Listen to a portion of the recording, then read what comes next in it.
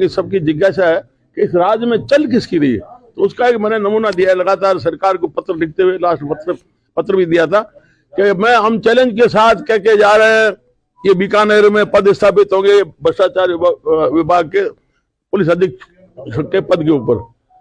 उसके बावजूद भी कुछ हुआ नहीं, वो तो हो गए। इसलिए वो एक नमूना बताया है कि किस प्रकार से इस राज्य में किसकी चल रही है।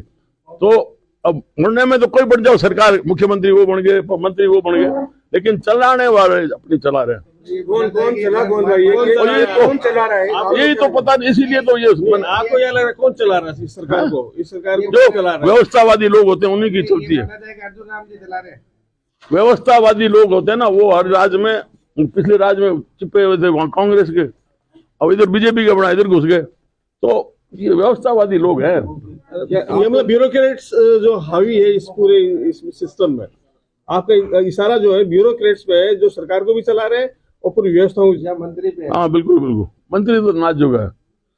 जो गान है तो जग पूछे, ना जो गान है कौन पूछे। आपकी सरकार है फिर भी आपको लड़ना पड़ रहा है। तो मैं क्या करूं, कलम मेरे हाथ में नहीं है, मेरे हाथ में कलम दे दो, एक झटके में नहीं बता दूं तो। आपके जो पुत्र हैं वो इस सरकार का पार्ट है, विधायक हैं कोलाइट के, और उनकी बात सुनी जाती है, सरकार उनको कई सारी तो सुनता जब क्यों रोता बापड़ा किसान। भाई मैंने एक बड़ा फैसला बताया कि जितनी भी ग्रामीण क्षेत्र में सरकारी जमीन है वो ऊर्जा निगम के नाम कर दो। ये कोई फैसला यार, कहां जाएंगे गांव वाले, कहां से स्कूल अस्पताल जगह, कहां से सड़क निकलेगी? पर कोई सोच नहीं रहा। सिर्फ जो उद्योगपति इनको राजी करने के लिए जमीन फ्री में देंगे, सब्सिडी भी देंगे, उनको देंगे और उससे छीनेंगे। अब हमारे पशु कहां चलेंगे? हमारे जो स्कूल अस्पताल, कल वो कोई भी विकास का काम तथाकथित जो होना है कहां होगा? भाइयों का बंटवारा होगा तो रास्ता कहां से निकालेगा वो? तो ये कोई देखने वाला नहीं है। और कहते हैं हम जनप्रतिनिधि हैं, जन के बीच में से आए हुए हैं, टीट से आए हुए हैं।